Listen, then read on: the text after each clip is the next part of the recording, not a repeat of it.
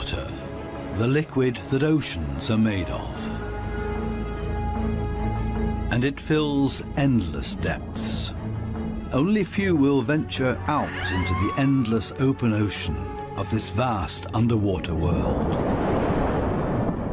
Most of the ocean inhabitants live in the city, as it were, like human societies.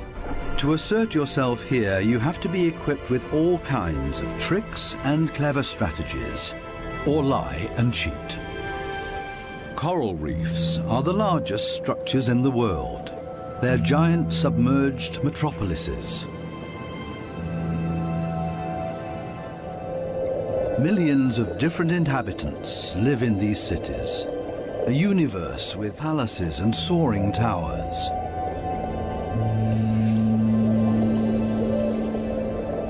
Every neighborhood has a chief. The entire street belongs to this guy. No trespassing, okay? A typical large city with all the noise and ruckus.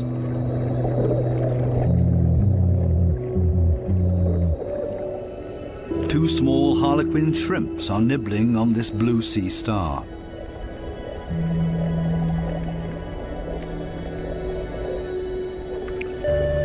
If someone else shows up, he will catch hell.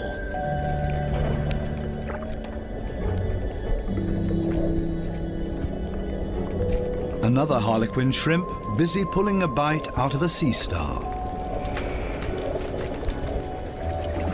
Moray eels in disagreement.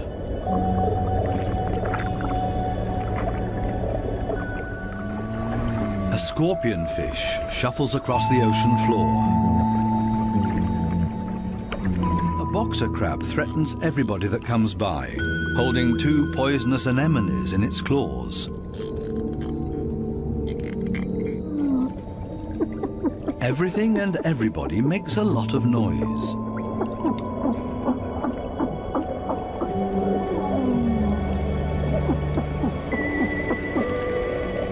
Even this little porcupine fish bleats around. It creates this sound with its swim bladder. We can hardly see this fish, but he's easy to hear, a crocodile fish. Does this giant puffer fish hear something?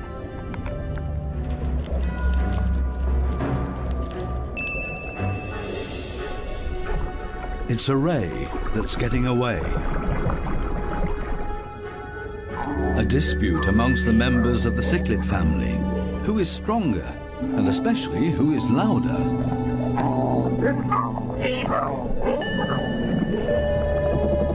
Two Walkman fish are noisily trying to woo a female.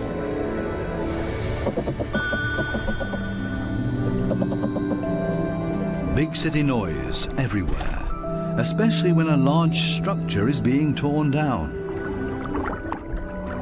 Everybody lives in their own way in this noisy metropolis. Some hover above it all, but others are more down to earth and literally live in the coral sand.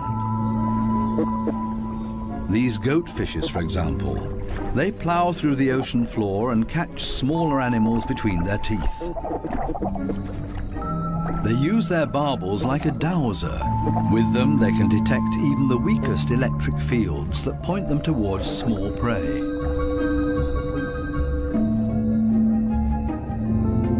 These gobies also dredge through the sand and feed on what they find in there. There's another way of finding sand. This blue-spotted stingray uses its wings like shovels, and there's always a chance of stealing something.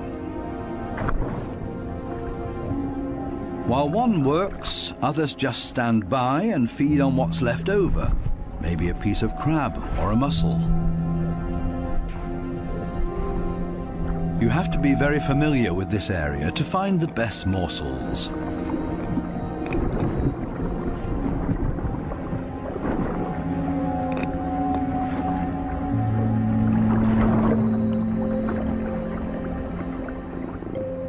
This triggerfish uses a strong stream of water. The fish blows away the sand to unearth whatever is hidden inside it. Others are quick to steal whatever they can.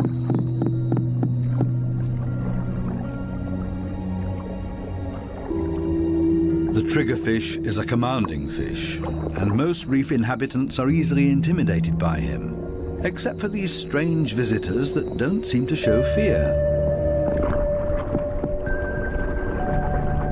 In any case, it's best to cover them up with sand.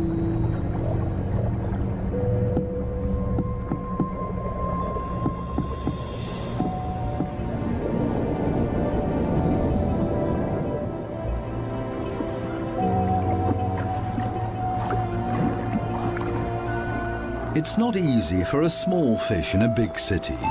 There's always somebody with bad intentions, and you have to be extra careful not to get swallowed, like these moon wrasses, for example. So it's always safer for the smallest among the reef inhabitants to show up in schools. It's difficult to keep an eye out for only one little fish, and as a result the predator often grabs blindly at nothing and comes up empty. To show up in a big mob is always safest. Others are easily distracted at the sight of so much prey all at once. This easygoing giant pufferfish would never have a chance here anyway. Being part of a school of fish is always the best protection from predators. The slow ones are being ignored. No danger here.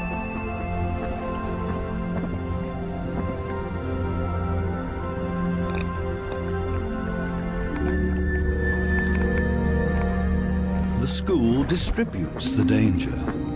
If there are 1,000 fishes, any of them can be the target, and 999 are going to be just fine. But what about loners, or those that live as a couple? Seahorses, for example, camouflage themselves to look like the coral branches they're holding on to.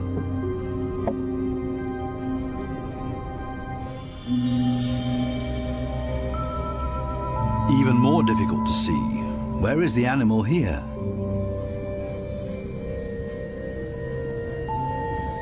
Only the eye betrays this trumpet fish's camouflage.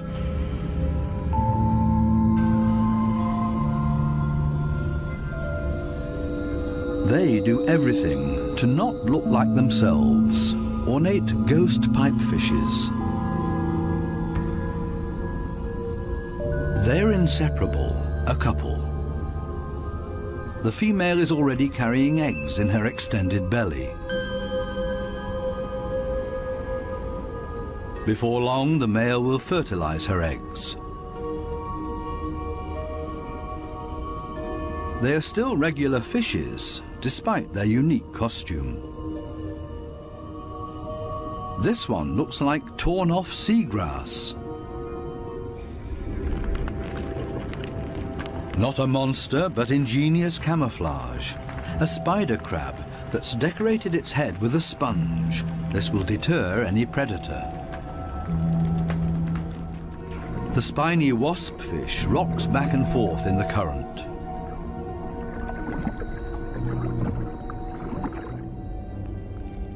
Another great camouflage, a barrel decorated with rocks. Only the movement of the gills betrays this stonefish.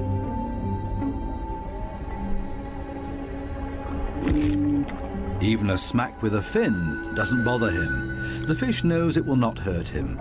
It only shoves him a little further to the side. Similarly tough are its cousins, the scorpion fishes. They lie there as if dead, especially when others around them freak out. And even when moray eels fight with lionfishes for food.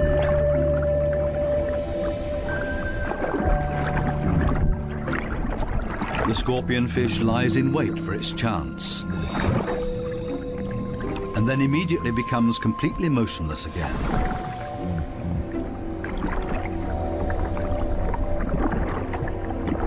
The only difference is that it raises its dorsal fins with the poisonous barbs inside, is completely still but now also armed.